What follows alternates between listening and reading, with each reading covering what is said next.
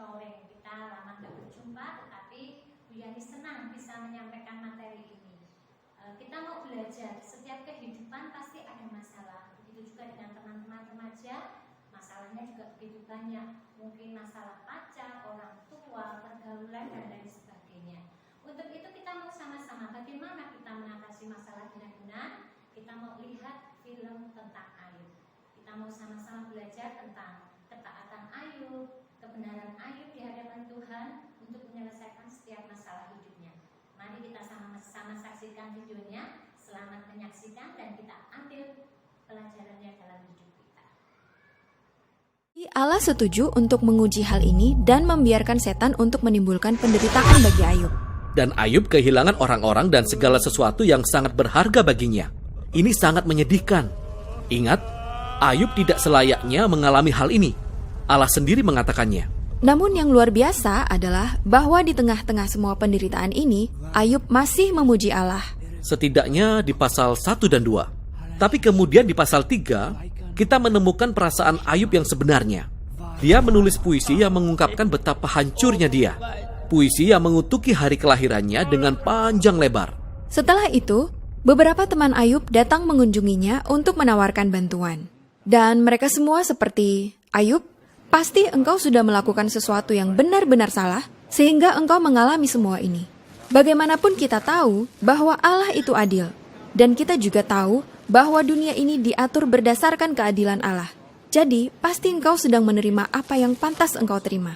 Di 34 pasal selanjutnya, Ayub dan sahabat-sahabatnya saling sahut-menyahut dalam puisi Ibrani yang sangat padat.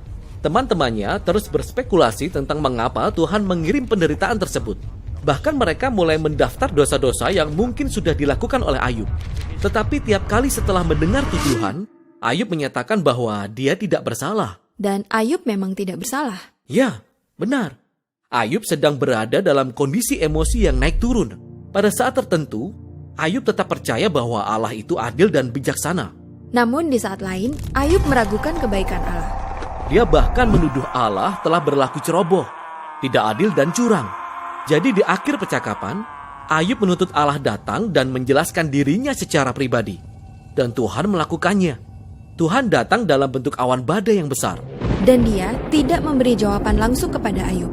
Tuhan tidak memberitahu Ayub perihal percakapannya dengan setan. Dia melakukan sesuatu yang amat berbeda. Dia mengajak Ayub mengelilingi bumi. Dia menunjukkan kepada Ayub betapa luas dan megahnya dunia ini. Tuhan menanyai Ayub apa ia mampu menjalankan ataupun memahami dunia hanya untuk sehari saja. Tuhan menunjukkan kepada Ayub berbagai hal detail yang ada di bumi. Hal-hal yang kita lihat setiap hari, namun tidak bisa kita pahami. Tetapi Allah memahaminya. Tuhan sungguh-sungguh memahaminya. Dia menaruh perhatian terhadap keindahan dan berjalannya alam semesta dengan cara yang tidak pernah kita bayangkan. Dan di tempat yang tidak akan pernah kita lihat. Sebagai penutup, Tuhan menunjukkan kepada Ayub 2 ekor binatang dan memuji betapa hebatnya mereka. Ya, mereka sangat berbahaya. Maksud saya, mereka bisa membunuhmu tanpa harus berpikir panjang. Dan Tuhan mengatakan bahwa mereka tidak jahat.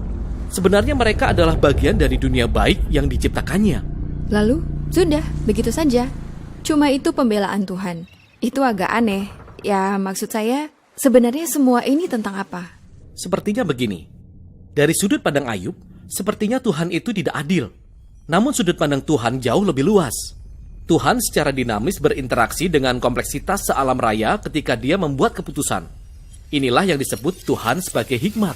Jadi, permintaan Ayub supaya Tuhan melakukan pembelaan atas dirinya sendiri sebenarnya adalah hal yang konyol. Ayub tidak akan bisa benar-benar memahami kompleksitas semacam ini, bahkan jika dia ingin melakukannya. Lalu, apa makna semua ini bagi kita? Ayub akhirnya diajari untuk rendah hati. Ayub tidak pernah memahami mengapa dia harus menderita. Namun demikian, dia bisa tetap hidup dalam damai sejahtera dan takut akan Tuhan. Tapi, bukan itu akhir dari kitab ini. Karena setelah ini, Tuhan memulihkan Ayub dengan melipat gandakan segala kepunyaannya dahulu.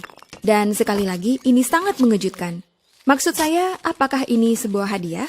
Apakah Tuhan berkata, "Selamat Ayub, engkau lulus dari ujian yang rumit ini"? Tidak. Inti dari keseluruhan kitab ini adalah ketika Ayub kehilangan segalanya, itu bukanlah merupakan sebuah hukuman. Jadi mendapatkan kembali apa yang sudah terhilang bukanlah sebuah hadiah. Kalau begitu, mengapa Ayub mendapatkannya kembali? Tampaknya Tuhan menurut hikmatnya memutuskan untuk memberi Ayub sebuah hadiah. Kita tidak tahu mengapa.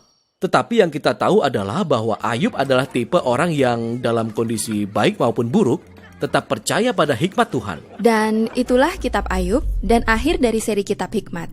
Kitab-kitab hikmat dalam Alkitab ini sungguh menakjubkan. Masing-masing menawarkan sudut pandang yang unik tentang kehidupan yang baik. Dan kita perlu mendengar semuanya bersama-sama seiring kita belajar untuk hidup penuh hikmat dan dalam takut akan Tuhan.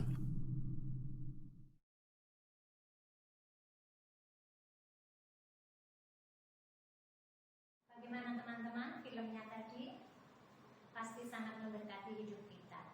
Apa yang bisa kita ambil dari kisah Ayub itu?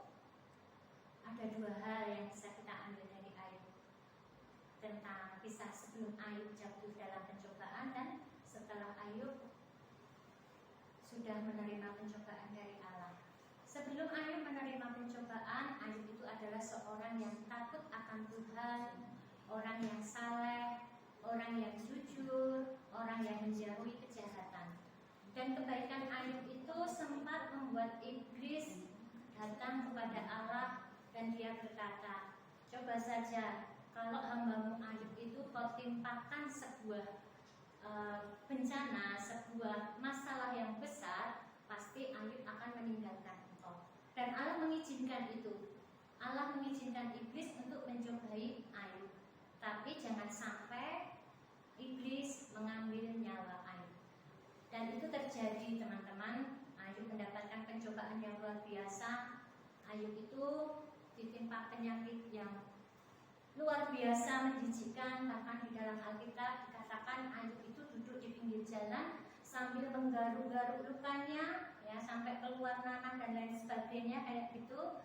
Ayub juga ditinggal oleh istrinya, bahkan istrinya Ayub mengatakan, mengapa engkau masih menyembah Allah?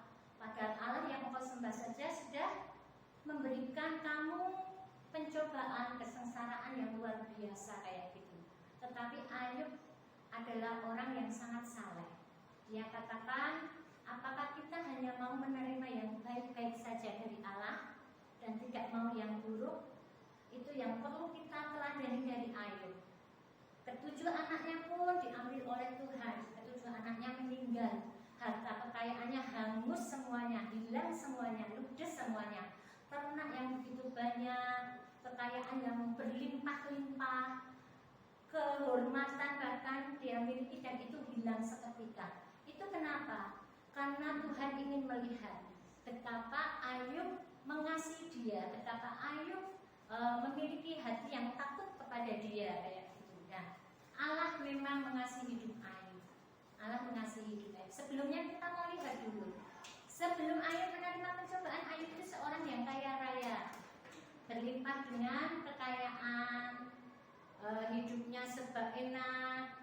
Dia memiliki kalau di zaman sekarang dia menjadi orang yang terhormat kayak gitu. Tetapi ketika semuanya diambil oleh Tuhan, Ayub tetap mengucap syukur. Ayub tetap melihat kebaikan Tuhan. Ayub tetap bisa melihat bahwa segala sesuatu yang terjadi di dalam hidupnya itu adalah rencana Tuhan yang tidak bisa kita mengerti. Sama dengan hidup kita. Setiap kita pasti punya masalah. Nah, kepada siapa kita mau berharap? Kepada siapa kita mau minta tolong? Ya pastinya seperti Ayub. Kita harus percaya, mengandalkan Tuhan di dalam hidup kita. Setiap kehidupan pasti ada masalah. Kalau kita hidup nggak punya masalah, berarti kita sudah meninggal. Orang hidup itu banyak sekali pergumulannya, banyak sekali masalahnya. Yang membedakan adalah besar kecilnya masalah. Dan yang membedakan lagi bagaimana kita meresponi masalah itu. Mungkin masalah itu kecil bagi si A, tapi terlalu berat bagi si B. Karena apa? Karena respon kita yang menanggapi masalah itu. Jadi pertama, ketika kita menghadapi masalah, kita harus datang kepada Tuhan. Sama seperti Ayub, dalam keadaan kesakitan, dalam keadaan kesengsaraan, dalam keadaan dihina, ditinggalkan sahabat-sahabatnya, Ayub tetap menyembah Tuhan. Ayub tetap percaya kepada Tuhan. Dan ketika kita percaya kepada Tuhan, ketika kita berserah kepada Tuhan, Tuhan juga gak akan menutup mata. Tuhan akan menolong hidup kita. Buktinya apa? Ya dari kisah Ayub tadi, ketika Ayub sudah bisa melewati pencobaan itu tanpa bersungut-sungut, tanpa menyalahkan Tuhan, tanpa mencaci maki Tuhan, Tuhan berikan berkat yang luar biasa. Dikatakan di dalam Alkitab Ayub, bahkan Tuhan memberkati Ayub 2 kali lipat dari harta sebelumnya. Bahkan dia juga mempunyai keturunan lagi. Hidup Ayub diberikan panjang umur seperti itu. Jadi ketika kita mengalami masalah, kita mengalami pergumulan, kita sedang tidak baik dengan seseorang, ya kita tetap lihat kebaikan Tuhan di dalam hidup kita.